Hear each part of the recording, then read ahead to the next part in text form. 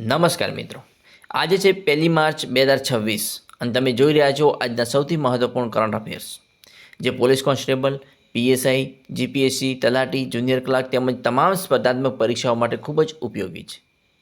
મિત્રો, દરેક નવા મહિનાની શરૂઆત નવી ઉર્જા અને નવા લક્ષ્ય સાથે થવી જોઈએ. માર્ચ મહિનો પરીક્ષાની દ્રષ્ટિએ ખૂબ જ મહત્વનો છે, તેથી આજના બધા પ્રશ્નો ખૂબ ધ્યાનથી સાંભળજો. આજના તમામ પ્રશ્નો પરીક્ષાલક્ષી, ટૂંકા અને સરળ ભાષામાં રજૂ કરવામાં આવ્યા છે, જેથી તમે ઝડપથી રિવિઝન કરી શકો. દરેક પ્રશ્નનો સાચો જવાબ કમેન્ટમાં જરૂર લખજો. વિડીયોને લાઇક અને શેર કરવાનું ભૂલશો નહીં, અને ચેનલને સબસ્ક્રાઇબ કરીને બેલ આઇકન દબાવી દેજો, જેથી દરરોજના કરંટ અફેર સમયસર મળી રહે. તો ચાલો મિત્રો, સમય બગાડ્યા વગર શરૂ કરીએ 1 માર્ચ 2026ના મહત્વપૂર્ણ કરંટ અફેર્સ.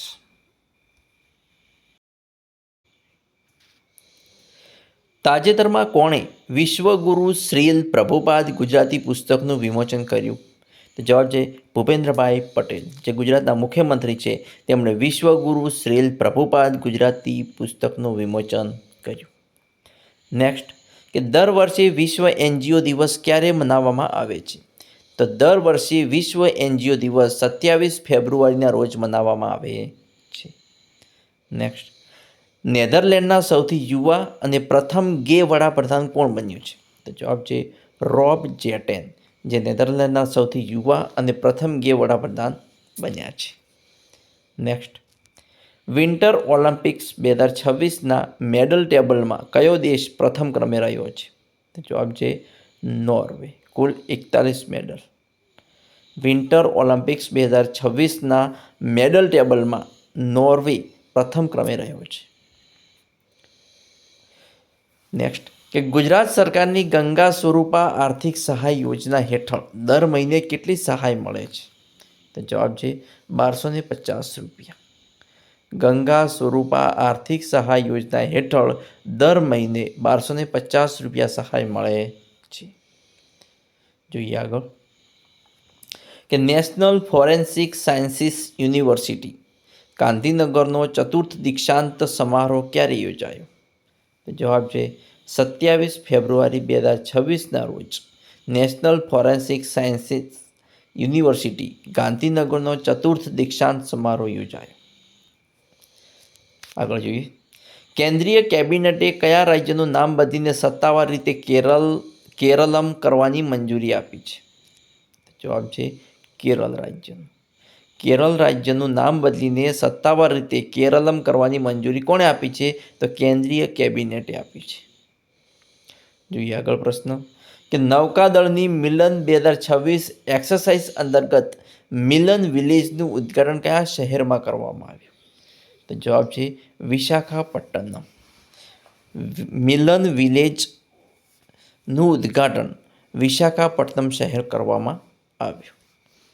નેક્સ્ટ, વિશ્વની સૌપ્રથમ એઆઈ સેફ્ટી સમિટ ક્યાં યોજાઈ હતી?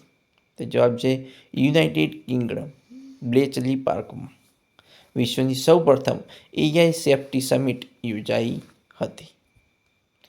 આગળ જોઈએ, કે રાષ્ટ્રીય વિજ્ઞાન દિવસ ક્યારે મનાવવામાં આવે છે? નેશનલ સાયન્સ ડે ક્યારે મનાવવામાં આવે છે? તો 28 ફેબ્રુઆરીના રોજ રાષ્ટ્રીય વિજ્ઞાન દિવસ એટલે કે નેશનલ સાયન્સ ડે મનાવવામાં આવે છે. આગળ જોઈએ, 29 ફેબ્રુઆરી કેટલા વર્ષે એક વખત આવે છે? 4 વર્ષે એક વખત 29 ફેબ્રુઆરી આવે છે. જોઈએ આગળ, કે 29 ફેબ્રુઆરી કયા વર્ષમાં આવે છે? તો 29 ફેબ્રુઆરી લીપ વર્ષમાં આવે છે. કયા વર્ષમાં આવે છે? લીપ વર્ષમાં આવે છે. લીપ વર્ષમાં કુલ કેટલા દિવસ હોય છે? તો લીપ વર્ષમાં 366 દિવસ હોય છે, અને જ્યારે સામાન્ય વર્ષમાં 365 દિવસ હોય છે. લીપ વર્ષમાં 366 દિવસ હોય છે અને સામાન્ય વર્ષમાં 365 દિવસ હોય છે. આગળ જોઈએ, લીપ વર્ષ નક્કી કરવાની પદ્ધતિ કયા કેલેન્ડર પર આધારિત છે? તો લીપ વર્ષ નક્કી કરવાની પદ્ધતિ ગ્રેગોરિયન કેલેન્ડર પર આધારિત છે. કયા કેલેન્ડર પર? ગ્રેગોરિયન કેલેન્ડર પર આધારિત છે.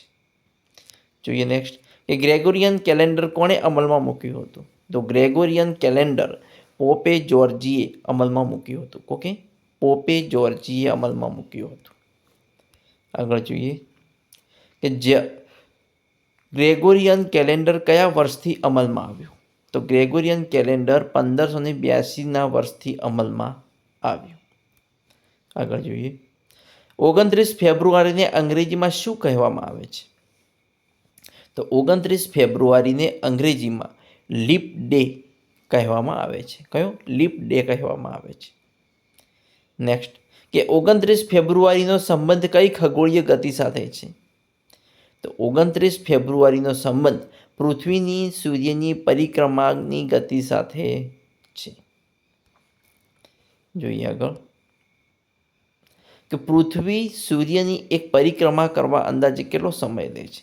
તો પૃથ્વી સૂર્યની એક પરિક્રમા કરવામાં 365 દિવસ અને 6 કલાક અંદાજે સમય લે છે. પૃથ્વી સૂર્યની એક પરિક્રમા કરવામાં 365 દિવસ અને 6 કલાક સમય લે છે. દર વર્ષે વધતા 6 કલાકને સંતુલિત કરવા શું કરવામાં આવે છે? તો દર વર્ષે વધતા 6 કલાકને સંતુલિત કરવા દર વર્ષે એક વધારાનો દિવસ ઉમેરવામાં આવે છે, જેને લીપ ડે કહેવામાં આવે છે. જોઈએ આગળ કે જો કોઈ વર્ષ 100થી ભાગે છે તો તે ક્યારે લીપ વર્ષ ગણાય?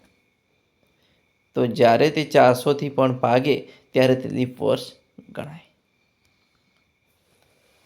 29 ફેબ્રુઆરીએ જન્મેલા લોકોને શું કહેવામાં આવે છે? તો 29 ફેબ્રુઆરીએ જન્મેલા લોકોને લીપલિંગ્સ કહેવામાં આવે છે. શું કહેવામાં આવે છે? લીપલિંગ્સ. જોઈએ આગળ પ્રશ્ન